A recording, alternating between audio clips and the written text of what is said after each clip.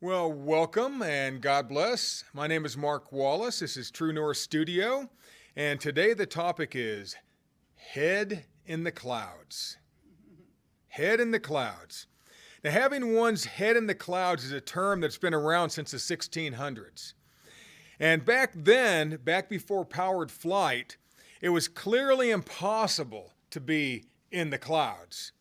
And to have our heads in the clouds meant that someone was ethereal or romantic. It can also mean that they're a dreamer or a visionary. And for the purposes of this teaching, we're going to say that to have our head in the clouds is to elevate our believing to uncharted heights, to believe what seems unbelievable. See, the upper seats of a Roman stadium in the first century were at times called the clouds. And we call them nosebleed, okay? And we're going to see how Paul kept his mind above the fray, above his present problems, and was teaching others to believe at this unbelievable level. Paul was in the clouds. Mark Twain said, "You can't depend on your eyes when your imagination is out of focus." And so today we're going to peek into the vivid mindset of Paul. We're going to literally see into the brain, into the believing process of Paul. And if somehow we can figure out this simple combination, we too will see victory in the things where we haven't seen victory before. It's easy to believe to accomplish the things that we're good at. Today we're going to learn to accomplish and to believe, to receive during the things that we're not good at. Today we're going to learn how to get our believing off the charts by keeping our heads in the clouds. And here's a focus exercise. And I mentioned this before, but if you hold your hand out in front of you and stare at your hand, it remains clear while everything else seems blurry. But then if you look at the wall or something behind there, now your hand seems out of focus. And really, that's the simplicity of believing. It's focus. How well you're able to retain a focus is how well you're able to believe. And the better you believe, the better you will what? Receive. See, we clearly focus upon what we really want to believe. There's always going to be distractions. There's always going to be obstacles. George Lucas said, "Your focus determines your reality." So let's look at a section of Scripture that's so full of visual imagery that it is truer than true. This is more real than what's real. Go to Hebrews chapter 12. This verse and the one surrounding it illuminates the uncluttered, believing mindset of Paul. And we're going to see that Paul had his head in the clouds. It's going to mean something different. In fact, you will never think of Paul the same after this teaching. And you'll never think of this verse the same after this teaching. Verse 1, "Wherefore seeing we also are compassed about with so great a cloud of witnesses, let us lay aside every weight and the sin which doth so easily beset us, and let us run with patience the race that is set before us." Oh, how the motivational preachers of the world love this verse. And from it, you can use a plethora of athletic analogies and insert pithy, inspirational coach quotes. And from that same verse, you can also teach on the connective tissue of modern Christianity, which is, unfortunately, sin consciousness. Both viewpoints will and do limit one's believing. Let's look at this section of Scripture with fresh eyes and uncluttered believing. Just put in just a few moments, we're going to introduce an aspect of fresh thinking, So let's put our heads in the clouds here. Now, the necessary historical perspective. To understand the elevated thinking of Paul and to help us see what God intended the people of that day to see, we have to understand the times in which it was written. Now, first off, know that the book of Hebrews was first intended for people who converted from from Judaism to Christianity. And people who still loved the mindless comfort of legalism, but wanted to spice it up just a little bit with that new thing called Christianity. And we're going to see from this section of Scripture that it didn't just benefit the Judeans that it was originally written to, but the entire population of the Roman Empire. See, all religions contain legalism because all religions want to control people. That's the whole point of religion, is control.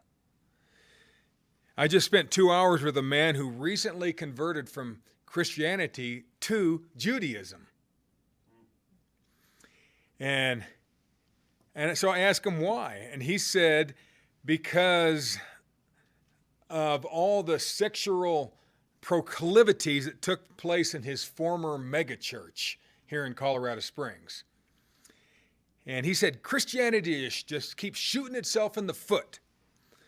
And he said that he left being a Christian because it didn't look good anymore. And he realized that he preferred the comfort and control of total legalism, of which Judaism is.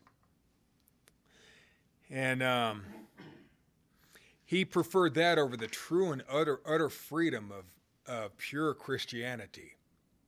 See, what we're doing here at True North Studio is a Christian experiment. We're not trying to build a religion, not trying to build a ministry, not trying to build a church.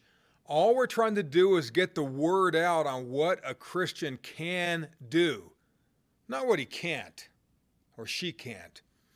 See, on a side note, my wife told me when I told her this story about this Christian turned Jew, she said he must not have heard about the recent FBI sting, which caught 5 New York and New Jersey rabbis in an organ trafficking and money laundering operation with roots in Israel. And they obtain and sell body parts from what they call, quote, perpetrators of assault, commonly known as Palestinians. And I guess it's okay to steal somebody's organs if you consider them a terrorist. So, legalism of any sort limits believing and always rubs its filthy underbelly on the dirt of the world. So enough on that. So that's not what we're doing here. And so back to the history of Hebrews 12. Hebrews is probably written by Paul from a city called Corinth. And it was about the time frame of Acts 18. And it was about 54 AD. This is before he was in prison. And Corinth was the Wild West, the rootin', tootin' Wild West of the Roman Empire. If there were laws, nobody cared. It was almost a decade before Paul was thrown in jail and shipped to Rome. But Paul took this mindset of what we're going to learn today with him. And it's something that can be, it's a practice that he trained his mind to do so that he could believe when times were horrible. The same will work for us. Alexander the Great said, I'm not afraid of an army of lions led by sheep. I'm afraid of an army of sheep led by a lion. Kurt Cobain, Seattle rocker, said, I'd rather be hated for who I am than loved for who I am not. I like that. See, even though people of Israel played no team sports in the first century, they were all aware of the Roman games. In fact, soon after Paul wrote all this, they built a big stadium in Caesarea by the sea, about 80 A.D. And the Romans were fanatical about their bloody style of entertainment and introduced it into every culture they conquered. See, everyone in the first century would have understood Hebrews 11 and 12. And so should we if we really want to learn how to believe through the tough times. Verse 1, Hebrews 12. Wherefore, seeing we also are compassed about with so great a cloud of witnesses. Now here we're going into Paul's mind here. Picture yourself in the center of a crowded stadium. Maybe 20,000 to 50,000 people strong. All the eyes of the whole stadium are on you. You just pulled off some heroic feat, and the fans go absolutely nuts. And from the close-in, high-priced seats all the way up to the nosebleed section, which was called the cloud, the crowd lets out a deafening roar that could be heard for miles. You are the center of attention and applause. This is what Paul's doing inside his own head. Benjamin Franklin said, applause waits on success. The other day I was jogging on the beautiful trail on the Air Force Academy, Santa Fe Trail, and I was feeling pretty good that day. And the weather was cool and the sun was hot. It was just right. And all of a sudden I heard a roar. And it wasn't the roar of a bear. It was a roar of a crowd from Falcon Stadium, 3 miles in the distance. And I knew without even being there that Air Force had just scored. I could hear it for 3 miles. Paul is in this stadium. Everybody knew what the stadiums were like, and so he's using an analogy. He pictures himself at the epicenter of this thing, just spinning around, looks absorbing all the accolades, all the cheers from everybody. He just did something amazing. Every time you believe, you've done something amazing. You've broken your mold when you believe.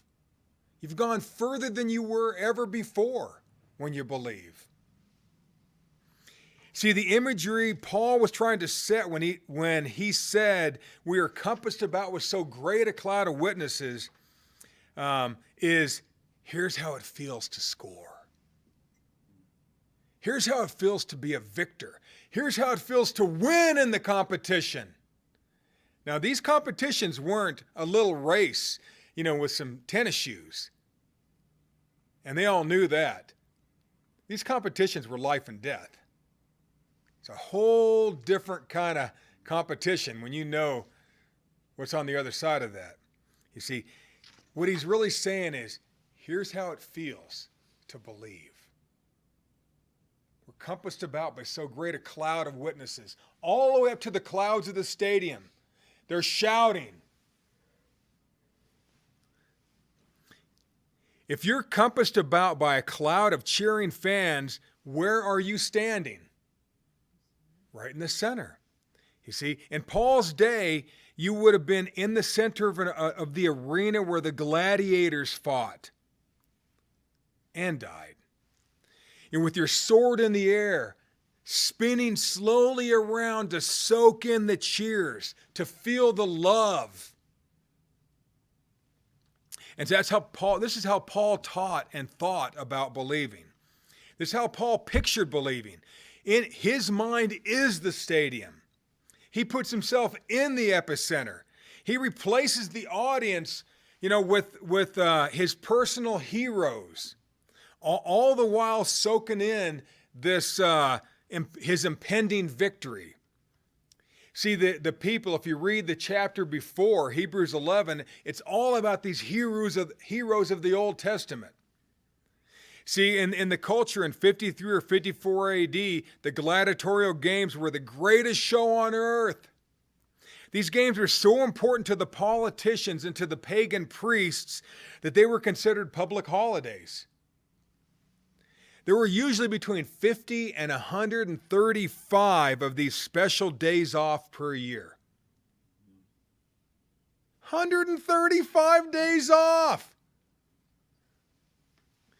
Depending on the flow of money to the politicians. You see, everyone was allowed to attend the games because there was no cost. Admission was free. They wanted everybody there. And these gladiatorial games actually started off in the 3rd century BC as a religious holiday to honor the dead. Those were the first gladiatorial fights. And they were designed to be a Roman blood sacrifice.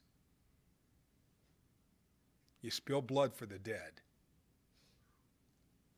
And these games eventually became a way for politicians to build their legacy. Now, we all know that our presidents do the same thing toward the end of their final term in office. They want to build their legacy. Well, the politicians, the Caesars, the emperors all wanted the same thing. See, when religion interbreeds with politics, it always becomes entertainment or entertaining. And these gladiatorial games were little more than a blood sacrifice, set up to appease the Roman gods. That was their point, believe it or not. I wonder how much of war today is still a blood sacrifice demanded and manipulated by our great enemy, the God of this world. All of it. Remember, we wrestle not against flesh and blood. When our boys and girls go over there, wherever there is, it's a blood sacrifice. Still is. You think society's changed all that much? Talk about manipulation. Dwight Eisenhower said, humility must always be the portion of any man who receives acclaim, earned in the blood of his followers and the sacrifices of his friends. Every leader in war knows he's sacrificing his men for a certain cause. Gladiatorial games were sacrificing people to appease the gods of Rome. Today it's to appease, another god. Probably then too. Now, sure, the Romans had theaters, sure they had sports, sure they had music, but the greatest show on earth was the gladiatorial games. There was nothing like it. It's like soccer in all the countries except for the United States. Yeah. The greatest show on earth. People were addicted to the violence, the blood, and the cheers. Death was commonplace, and victory was rewarded with uncommon riches. The free gladiators, the ones who were freed slaves who made their way out of that and went back into being a gladiator because they liked the notoriety. You see, the rich would throw them coins. They would throw them jewels when they won. The women would give themselves as a gift to these gladiators, much like today. And it was glory on a scale that we can scarcely understand.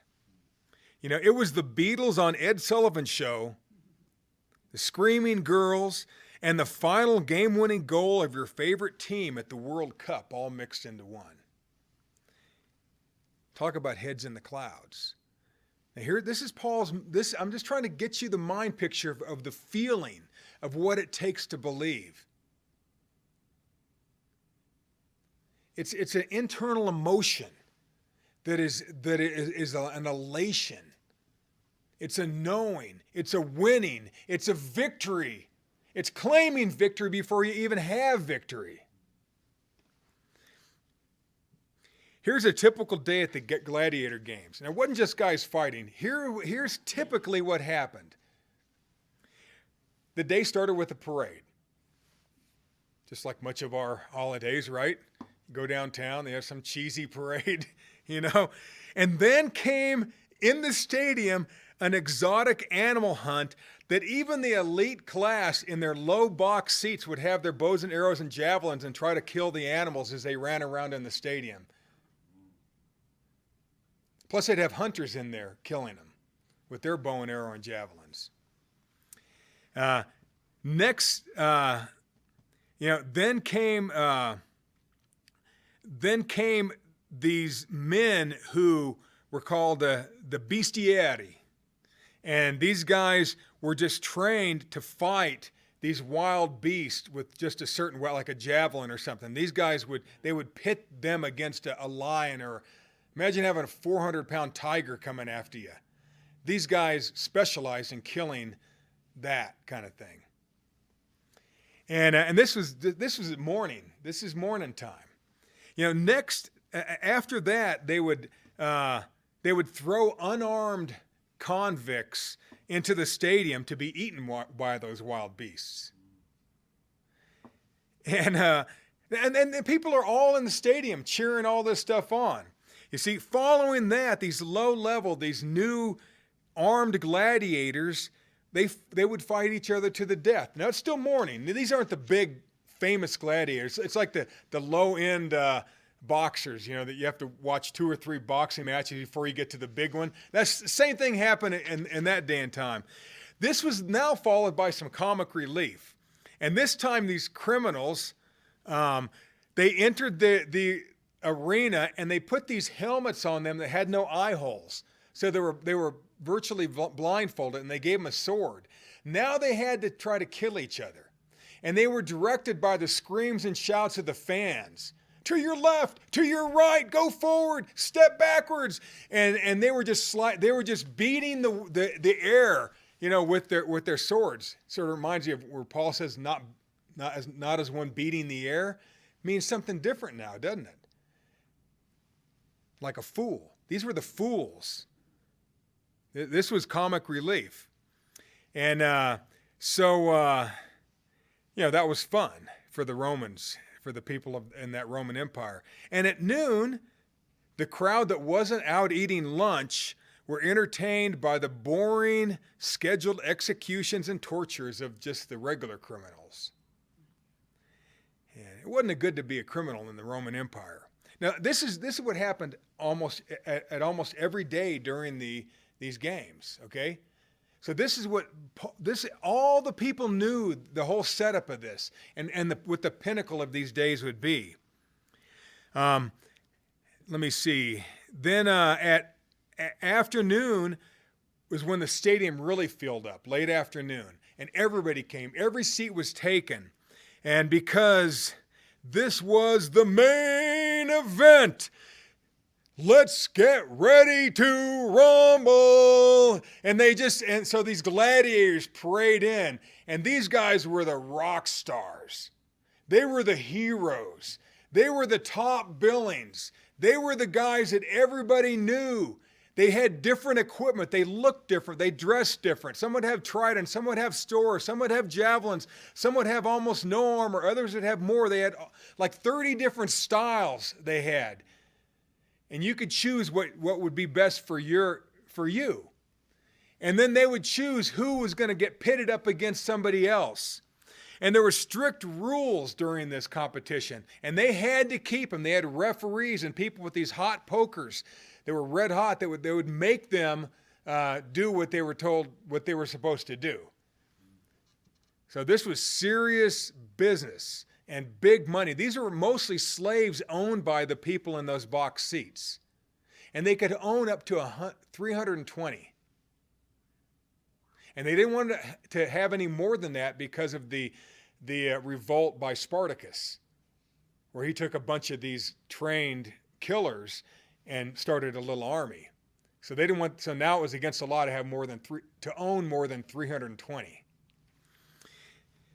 So now, if that wasn't enough, they had a musical band that would play in the stadium according to the tempo of the fight. If it was boring, they would mock it by playing slow music. But if it was hype, it'd be dun dun dun dun dun dun dun dun dun, like the college fight songs. You got the band. It's the same thing like a football game. When the action's good, it's all hype. I mean, that's how it was. Anything for the effect here. And see, and then if the gladiator who was about to be victorious felt theatrical, a thespian, and he wanted to include and embrace the whole crowd, he would motion to them, did they want this guy to live or die? The crowd went nuts. He's the center of attention now. All eyes are on that gladiator. He's about to take victory, to totally conquer his foe, who he may have known for a long time.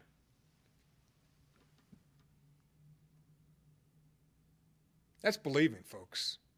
That's your attitude. You are totally in the center. All eyes of the universe are on you. You're just about to win. This is Paul's mindset. You know, I mean, in one game in 80 AD in the Colosseum, they had, on one day, 3,000 men fought and died. One day. And 9,000 exotic animals died that day, on one day. 9,000!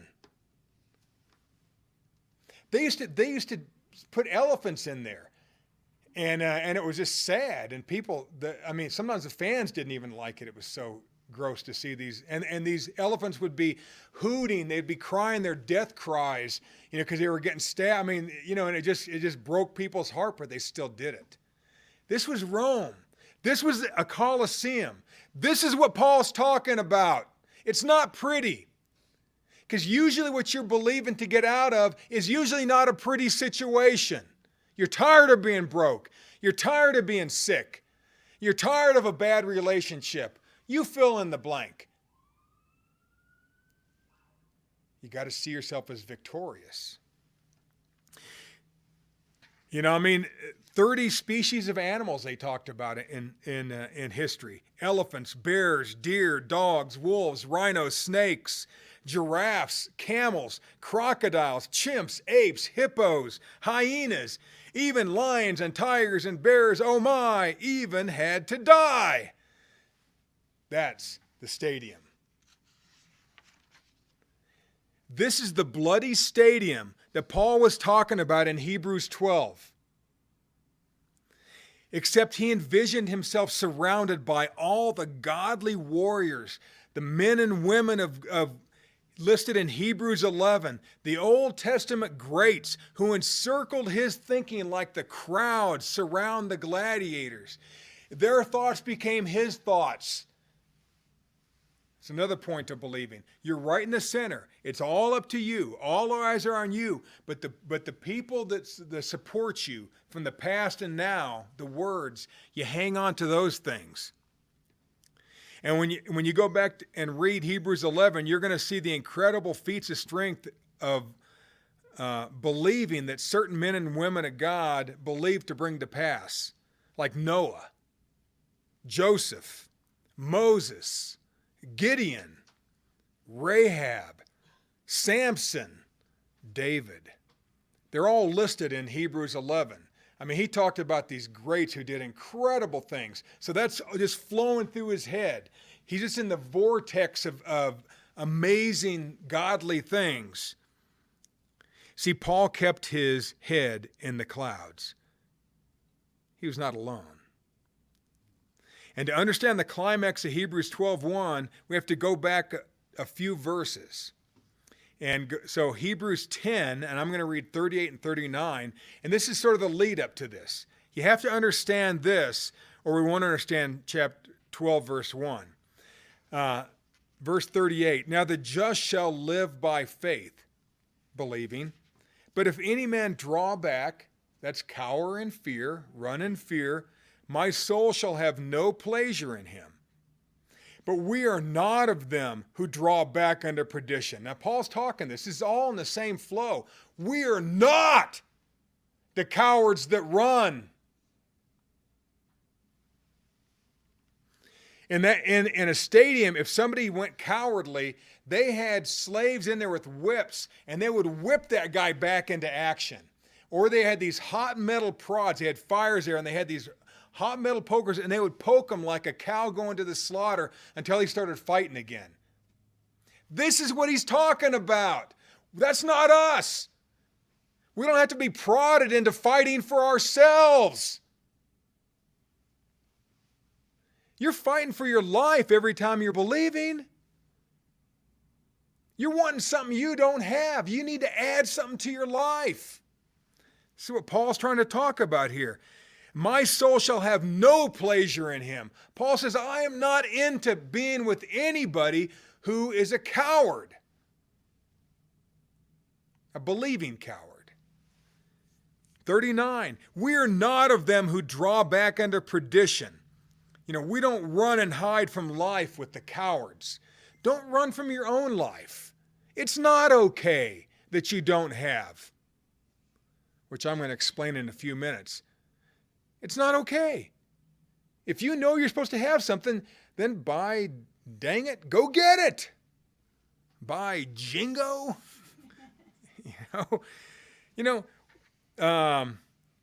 We're with those that believe to the saving of the soul.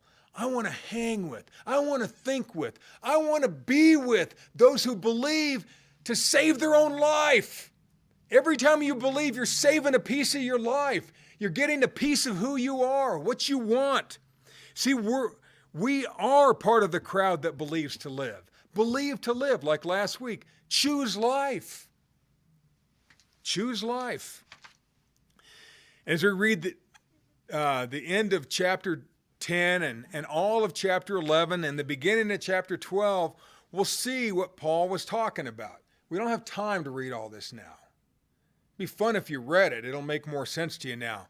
You see, he envisioned his mind as a stadium, standing in the center of victory, surrounded by others whose words and examples had helped him command victory over the world, over his fears, over his problems.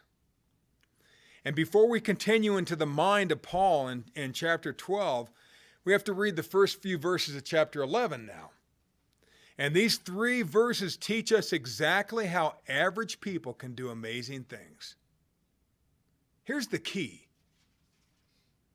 This is really the chewy caramel center of believing. These are the words and actions anyone can replicate who really, really, really wants to reset their believing and pump their fists in the air in victory.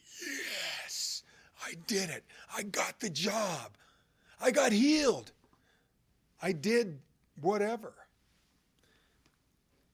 George Patton said, accept the challenges so that you can feel the exhilaration of victory.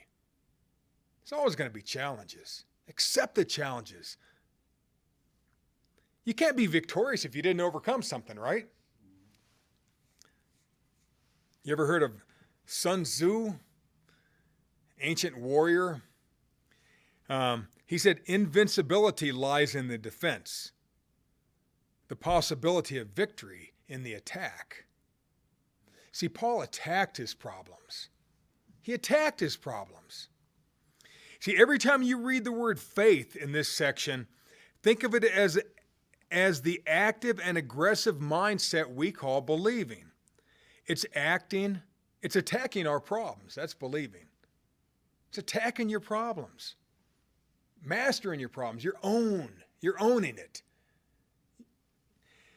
See, believing is having a conviction so clear, so mentally tangible, that it seems like we already have it.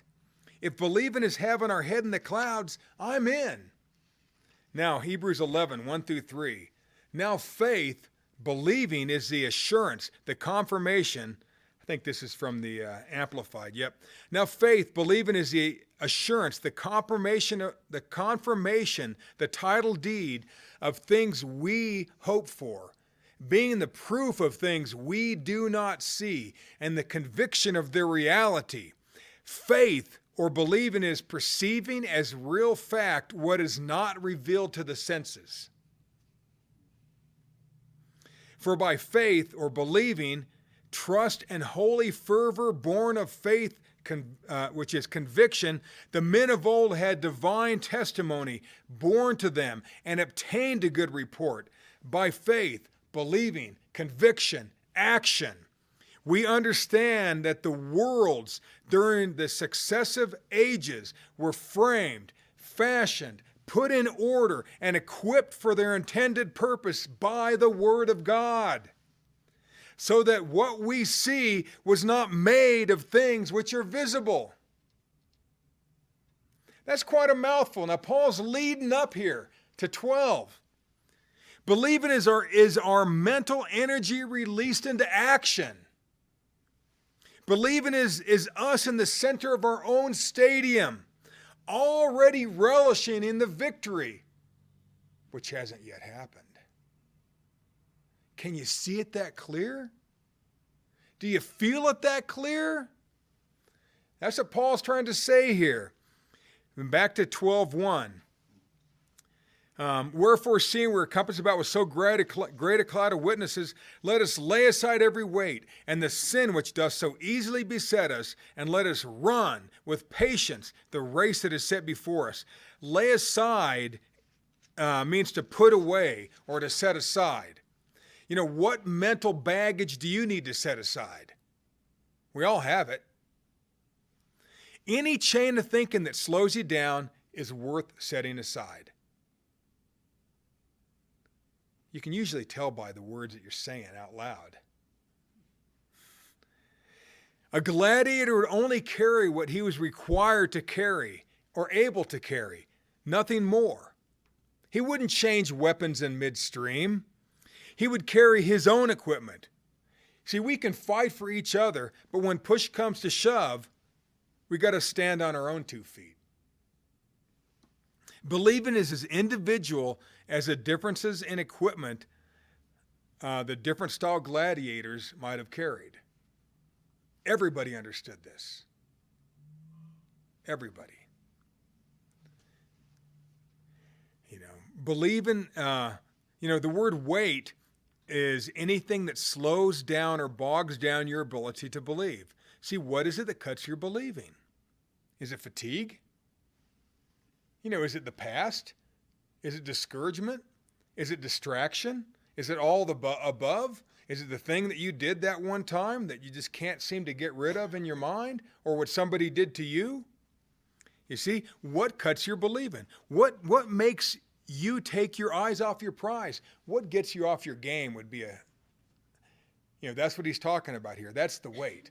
What gets you off the game? Trash talking boss? What is it? When that one client, that type of client that drives you crazy, and they get you to say something you wish you hadn't have said. You see, what or who distracts you? That's your weight. Sometimes you have to be choosy about who you hang out with. Sometimes you can't choose. You just got to tough through it. Got to be the gladiator of your own heart. You see, and here we go with this word sin. I love it. I love how the preachers love this word so much. And the sin which does so easily beset us. I needed my hair all slicked back and my coat a little shinier. Got to polish my glasses up a little bit. You see, and the sin which does so easily beset us. Are you beset by sin, brethren and sisterin? It's like, what the heck does that mean anyway? We think we understand, but we don't understand because of religion. Did you know that sin here is actually a Greek word? Not a Christian word? Not a Hebrew word? What did the word sin mean to the Greeks? Different than what you think. It simply means missing the mark. You stabbed and missed. And once you do that, what happens to you? You've opened yourself up. You missed the mark. If you're a hunter, you ever shot your bow and went over the back of some big buck or elk? Does that haunt you for a while? You missed the mark. You know? You know, if a gladiator missed his mark, his opponent would probably find his. That's the word sin. It's not something where God hates you or Jesus doesn't love you anymore, you know, or some ridiculous Christian crap. You see, it's not sin. It's just missing the mark. You did not believe. You didn't follow through. You made a mistake. That's missing the mark. Not some big religious hoopla. You see, when I studied a bit of jiu-jitsu, they always said, no first move, no second move. I never understood what the heck they were talking about. No first move, no second move. And then I realized you make no first move, they make no second move. Because jiu-jitsu is all designed to respond to what somebody else did. You see? Well, I mean, a good gladiator would do that. One move, if he misses his mark, you know, then it's designed to really, a lot of battles are designed, hand battles usually will end in one move, you know, if the people are good. It's not hours and hours of fighting. It's just seconds. One or two moves, boom, it's done.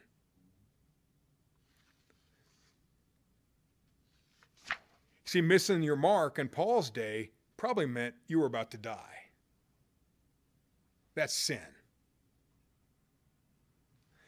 See, the word easily beset means to be totally surrounded by your opponent. Sort of like, I'm on you like white on rice, boy.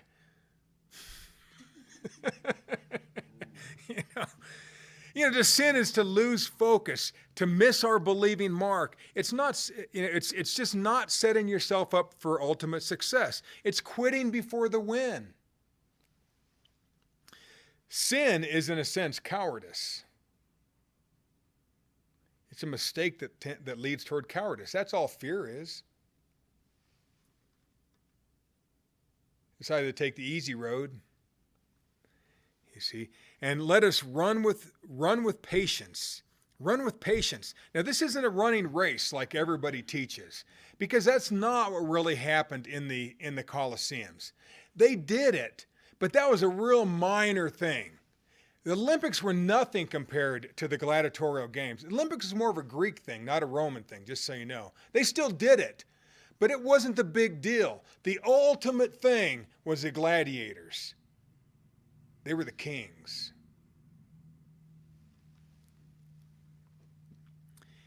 You know, it's running towards your goal. It's attacking your problems with extreme prejudice. You know, if your life was on the line, would you attack your problems differently? Now, some don't, do they? Some just give up. It's hard. We just read about a girl in the paper last week. You know, she did this whole right to life thing and you know, terminated her own life. And she had cancer and stuff. But, you know, that's a moral question. I'm not saying it's good or bad, but she, you know, was there a possibility of deliverance? There always is. I believe. If you can be raised from the dead, you can be healed from anything. You can't be sicker than dead. And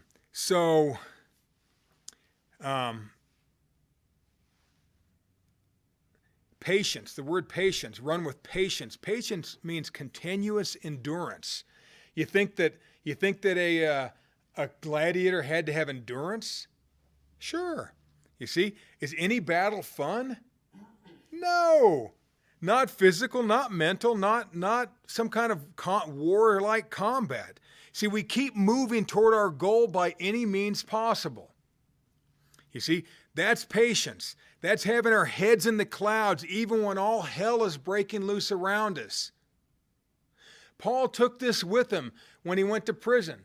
There was death all around. He knew there was a pretty good possibility he was going to end up dead. Yet he wrote 4 epistles in 2 years. That's every 6 months. Imagine writing something as wonderful as Ephesians. I'd call it good.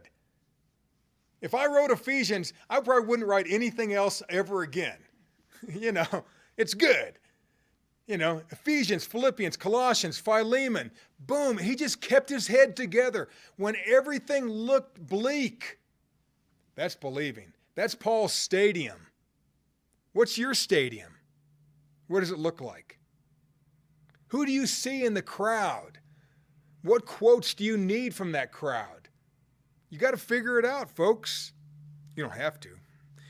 You see, the race that's set before us, the race is the actual place of competition, the arena, the stadium, the amphitheater. And the term set before us means the situation that's presented to you. Do you like every situation that's presented to you?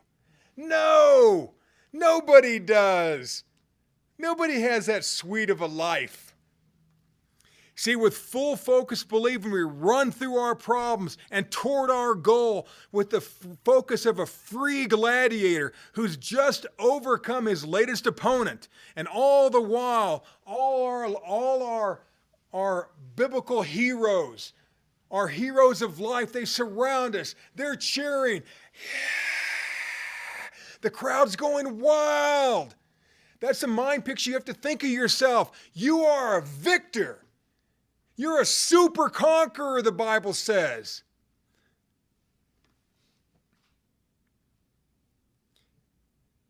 That's just one verse of Hebrews chapter 12.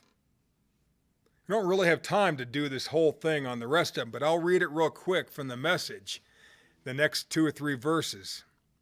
Do you see what this means? All these pioneers who blazed the way, all these veterans cheering us on. It means we'd better get on with this, strip down and start running. And never quit.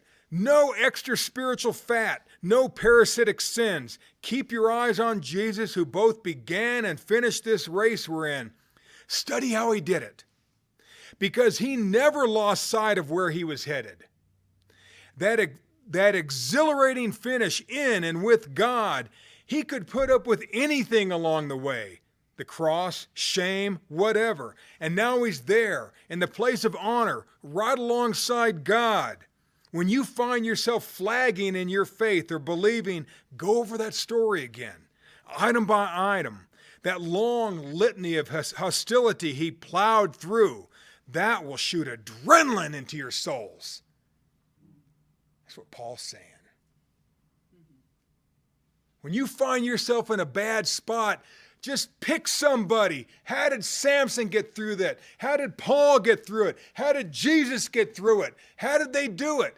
Who for the joy that was set before him, he endured the cross, despising the shame, and is set down at the right hand of God.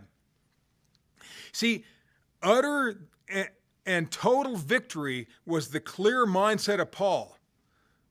What's in your noggin? See, that's how he got through the daily drama and punishing thoughts of what his life had become. This may not have been Paul's dream, but he was going to have some victory. Your life may not have turned out exactly like you dreamed of it when you were young, but you can still have your victory. Picture yourself in the center of a crowded stadium, maybe 20,000 people strong. All the eyes are on you. You just pulled off some heroic feat of believing, and your fans go absolutely nuts. And from the high-priced seats all the way up to the nosebleed section called the crowd lets out a deafening roar that could be heard for miles. And with the help of other people's success and examples, you are the center of attention and applause. You are the beautiful center of God's attention and applause. This was the vivid, believing mindset of Paul.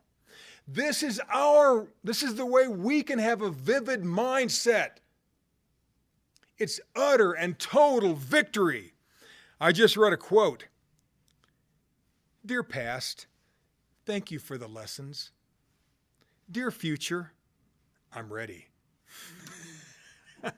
So let's visualize our success and run toward our conquest as we keep our believing off the charts by keeping our heads in the clouds. God bless.